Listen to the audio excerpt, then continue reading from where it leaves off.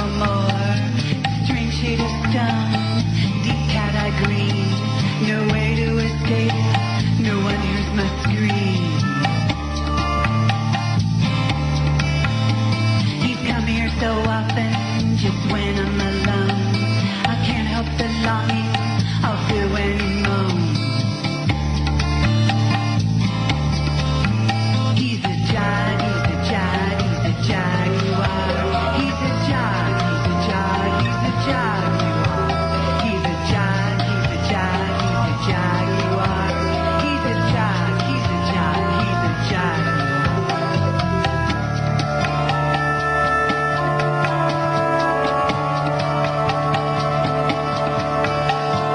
There is a jaguar outside my door, stretched out and purring, waiting for more.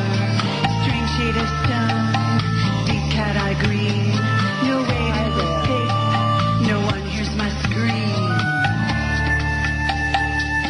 How's everyone tonight? This is Jerry Cassidy from Project Camelot, Whistleblower Radio, and we are going to have, a very unusual and dynamic show this evening.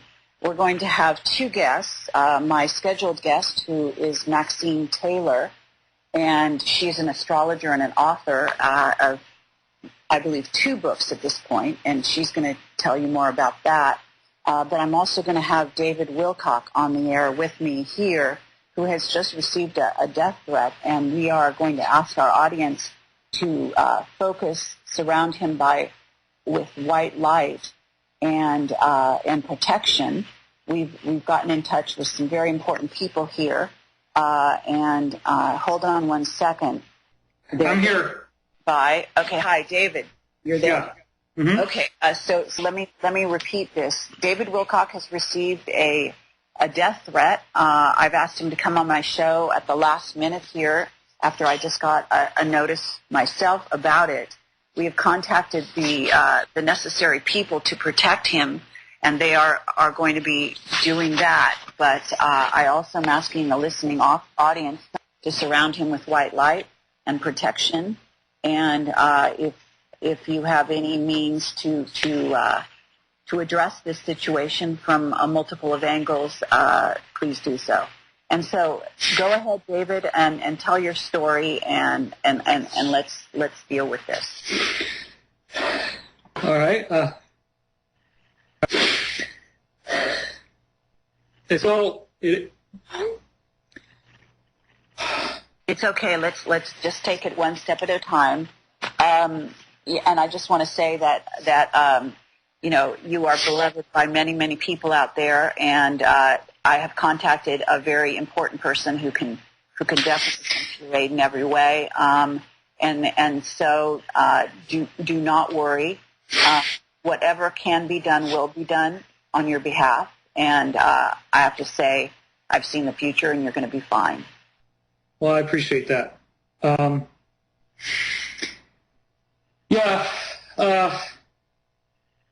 So I've been covering this Fulford story, and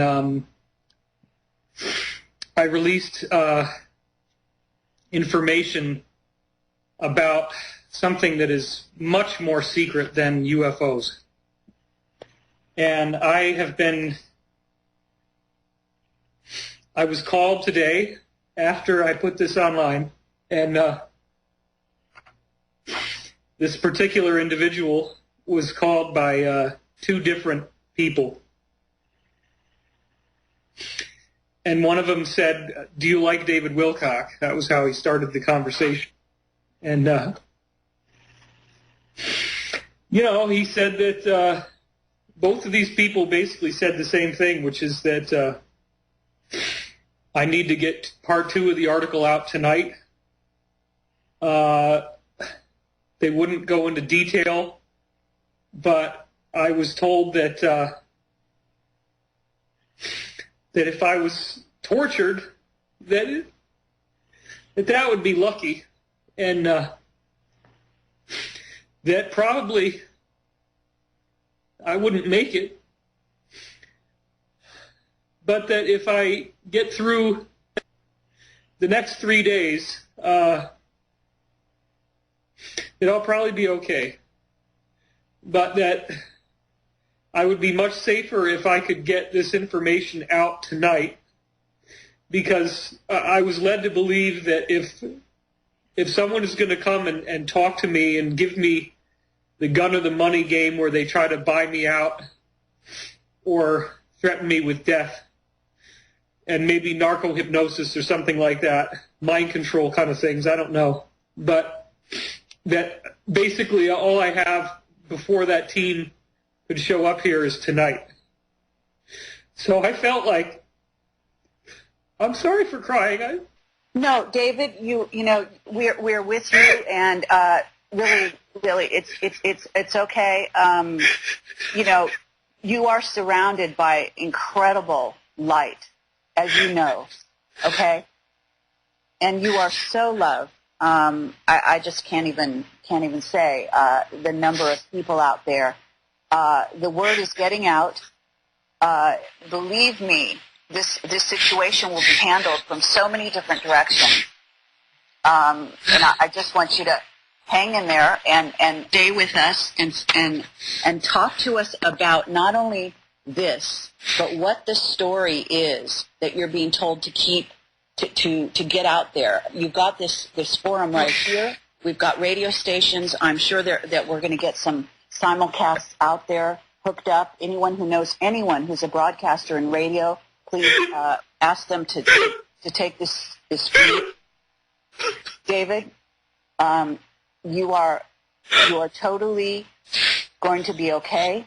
What matters here is that you keep it together and that you are able to tell us the story, because this is going to protect you. The truth. Okay.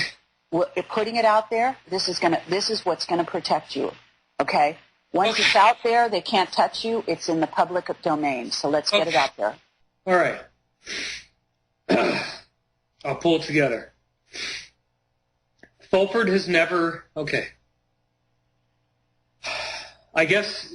Okay. The context. This is what I now know. I have been in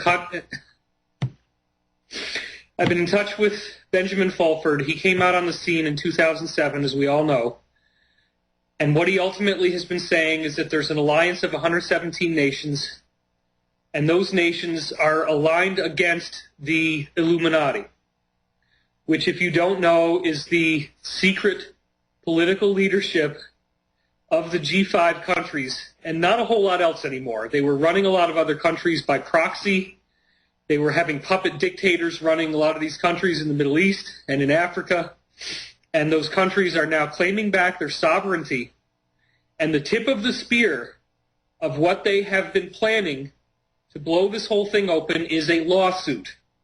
Fulford has been talking about this lawsuit on his website for at least a year and a half. The website was published. It was filed. Fulford said it would be filed on November 15th. It was filed on November 23rd. It's 111 pages long. It's incredibly intricate. I downloaded it when it first showed up. I thought it was bullshit when it first showed up because they quoted from Wikipedia regarding the Davos World Economic Forum. I wrote a long missive on Benjamin Fulford's website saying that I thought this thing was bullshit. After that, the people who were responsible for filing the lawsuit contacted me personally. We began a relationship which has led to an extensive amount of contact. They have sent me over 500 photographs. They have sent me dozens of documents. These documents apparently have put a bounty on my head. I now have seen the Book of Maklumat, the Book of Codes. I have seen the exact documentation that will bring these people down. It's in my possession. I am soon going to be getting it, very soon going to be getting it to other people who already have the Wilcock file. You people know who you are. Please do not inspect the file. Only go with Category 1 distribution if something happens to me. If you look in the revealing folder, I have a list of criteria. Do not release Category 2 unless the criteria of the revealing folder are met. At least 3 of the points in that folder must be met before you release Category 2. But Category 1, would only occur if I am killed. Okay, if you don't hear from me in 3 or 4 days, then go ahead and put it out there. In addition to that, if I put out a code phrase, as you guys know, because it's in the revealing folder, and that code phrase says that if you see that in my next update, then you have to go with distribution plan 1. And that's all in the folder. Okay, so this is what we need to do. This is the plan that I put in place. I never expected I would need to use this. Carrie, you know I told you I recorded everything. It's a betrayal, but I recorded everything that happened when I was on the phone with Henry Deacon. I told him this when he was out here. That's part of what's in that file. There's a lot of other very juicy things in that file. Don't make me do this, please, okay? I mean, okay, I gotta calm down. So these people, here's the story. Adam Smith, The Wealth of Nations, 1700s, wrote this document in which he said that if countries hold gold, that they are a risk to the world. This is the basis of what everything else that follows in the story comes from. Adam Smith, The Wealth of Nations. The argument was that the people who hold the gold could take it out of one country and move it to another, that therefore a country's national sovereignty is at risk if they have gold. Any one country that is on the gold standard or any precious metal standard is a risk to the rest of the world. They become a detriment to the world. The argument was that the gold has to be kept off of the market, kept out of the international market. This is the biggest secret. The gold had to be confiscated so that originally the idea was that wealth would be created in proportion to the amount of wealth that the people of that nation are creating. In other words, the country issues fiat currency against the wealth created by their nation. The problem was if you have a gold standard and you have people being born and they make more things and they create more wealth, there's no more extra gold, and so the price of money goes up, which means if people have money, it becomes worth less and less and less, and it destroys the country. So ultimately, you have to eliminate the gold standard in order to prevent against inflation, like you saw in Weimar Republic, Germany, where people have money in a wheelbarrow to buy a loaf of bread.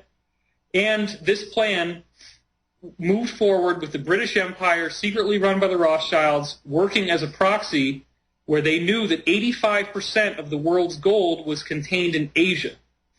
The reason why it was in Asia was that the people of the world, including the Roman Empire and the Spaniards much later, were taking all the gold in the world and they were using that gold to pay for things that were coming from China, Asia, Indonesia, including things like spices that were very exotic and unavailable anywhere else, ceramics such as fine silks with beautiful patterns and colors, very fine china and pottery, these elaborate vases that had gold leaf painting on them of dragons and things like this.